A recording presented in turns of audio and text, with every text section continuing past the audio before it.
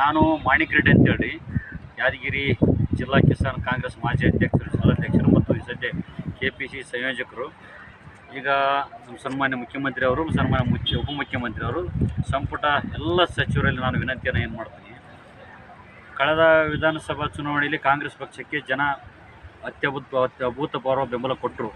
ಇವತ್ತು ಕರ್ನಾಟಕ ರಾಜ್ಯದ ಎಲ್ಲ ಮೂಲೆಗಳಿಂದ ಇವತ್ತು ಕಾಂಗ್ರೆಸ್ ಮತ ಹಾಕಿರ್ಬೋದು, BJP ಮತ ಹಾಕಿರ್ಬೋದು, ಕಾಂಗ್ರೆಸ್ ಬೆಂಬಲಿತ ವರ್ಕರ್ಸ್ ಇರ್ಬೋದು, BJP ಮುಖಂಡರಿರ್ಬೋದು, JDS ಮುಖಂಡರಿರ್ಬೋದು, ಪಕ್ಷದ ಕಾರ್ಯಕರ್ತರು ನಾನಾ ಕಾರಣಗಳಿಗೆ ಈ ವಿಧಾನಸೌಧ ವಿಕಾಸಸೌಧಕ್ಕೆ ಬರ್ತಾರೆ. ಇಲ್ಲಿ ಸರ್ಕಾರಿ ಕಚೇರಿ ಅದಾವೆ.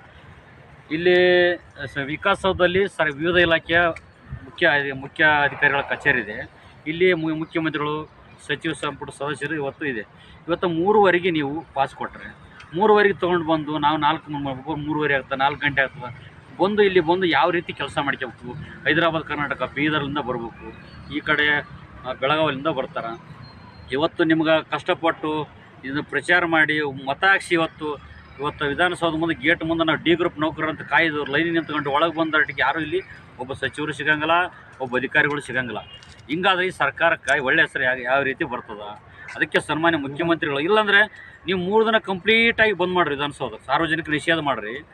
3 ದಿನ ಬೇಕಾದ್ರೆ ಎಲ್ಲರನ್ನ ಒಳಗೆ ಬಿಡ್ರಿ. ಅಂದರೆ 3 ದಿನ ನೀವು ಅನುಕೂಲ ಮಾಡ್ಕೊ, ಯಾವುದೋ ಫೈಲು ಅಪ್ರೂವ್ ಮಾಡೋದು, ಏನೋ ನಿಮ್ಮದು ಕಾರ್ಯಚಟುವಟಿಕೆ ಮಾಡ್ಬೇಕು. ಆದರೆ ನಿಮ್ಮ ಅನುಕೂಲಕ್ಕೋಸ್ಕರ ವಿಧಾನಸೌಧ ಆದ ಜನರಿಗೆ ಕಾರ್ಯಕರ್ತರಿಗೆ ಬರೋರಿಗೆ ಅನುಕೂಲ ಇಲ್ಲ. ಅದು ನಿಮ್ಮ ಅನುಕೂಲಕ್ಕೆ ಮುಂಜಾನೆ 1:15 ತನಕ ಮಾಡ್ತೀರಿ. 1:15 ಆದ ನಂತರ ನಮಗೆ ಒಳಗಡೆ 3:15 ಬಿಡ್ತೀರಿ. ಒಂದು ಸರಿ ಯಾರೂ ಇರೋಂಗಿಲ್ಲ ಇಲ್ಲಿ. ಸುಮ್ಮನೆ ಬರೋದು, ಖರ್ಚು ಇಟ್ಕೊಂಡು ಸುಮ್ಮನೆ ಅನಾವಶ್ಯಕ ವೇಸ್ಟ್ ಆಗಿ ಇವತ್ತು ಜನ ಶಾಪಾಗಿ ಹೋಗ್ತಕ್ಕಂಥ ಪರಿಸ್ಥಿತಿ ನಿರ್ಮಾಣ ಆಗ್ಯದ. ಅದಕ್ಕೆ ನೀವು 3 ದಿನ ವಿಧಾನಸೌಧ ಸಾರ್ವಜನಿಕರು ನಿಷೇಧ ಮಾಡಿರಿ, ನಿಮ್ಮ ಮೀಟಿಂಗ್ ಮಾಡಿರಿ, ಚರ್ಚೆ ಮಾಡಿರಿ, ನೀವು ಬೇಕಾದ ಫೈಲ್ಗಳನ್ನ ಅಪ್ರೂವ್ ಮಾಡಿ ಏನೋ ಮಾಡಿರಿ. 3 ದಿನ ಪಬ್ಲಿಕ್ಕಿಗೆ ಅವೈಲೇಬಲ್ ಕೊಟ್ಟರೆ ಮುಂಜಾನೆ 10:15ರಿಂದ ಸಾಯಂಕಾಲ 5:00ವರೆಗೆ ಮುಕ್ತ ಅವಕಾಶ ಕೊಟ್ಟರೆ ಅಟ್ಲೀಸ್ಟ್ ಜನಸಾಮಾನ್ಯರು ಬಂದು ತಮ್ಮ ಕೆಲಸ ಕಾರ್ಯಗಳನ್ನು ಮಾಡ್ಕೊಂತಾರೆ. ಯಾಕಂದರೆ ನೀವು ಒಳಗಿರ್ತೀರಿ 10:30ರಿಂದ 1:00 ಒಳಗೆ ಯಾವಾಗ ಮಂತ್ರಿ ಒಳಗಡೆ ಬಂದಿರ್ತಾನೆ, ಮುಖ್ಯಮಂತ್ರಿಯವರು ಬಂದಿರ್ತಾರೆ, ಉಪಮುಖ್ಯಮಂತ್ರಿ ಬಂದಿರ್ತಾರೆ. ಅವ್ರನ್ನ ಭೇಟಿ ಆಗ್ಬೇಕಂದ್ರೆ ನಾವು ಒಳಗೆ ಅವ್ರು ಹೊರಗೆ. ಹಿಂಗಾಗಿ ಇದು ಸರ್ಕಾರಕ್ಕೆ ಒಳ್ಳೆಯ ಹೆಸರು ಬರೋಂಗಿಲ್ಲ. ಈ ಮೊನ್ನೆ ಲೋಕಸಭಾ ಚುನಾವಣೆಯಲ್ಲಿ ಪಾಠ ಕಲ್ತೀವಿ. ಸ್ವಲ್ಪ ಈಗಲಾದರೂ ಜನಗೆ ಅರೆಸ್ಟ್ಮೆಂಟ್ ಆಗಬಾರ್ದು, ಜನರಿಗೂ ಕೂಡ ಅನುಕೂಲ ಆಗಬೇಕು, ನಿಮ್ಮ ಆಡಳಿತಕ್ಕೆ ಕೂಡ ಅನುಕೂಲ ಆಗ್ತಕ್ಕಂಥ ನಿರ್ಧಾರವನ್ನು ಮಾಡ್ರಿ ಅಂತ ಈ ಸಂದರ್ಭದಲ್ಲಿ ಮಾನ್ಯ ಮುಖ್ಯಮಂತ್ರಿಯನ್ನು, ಸನ್ಮಾನ್ಯ ಉಪಮುಖ್ಯಮಂತ್ರಿ ವಿನಂತಿಯನ್ನು ಮಾಡ್ತೀನಿ.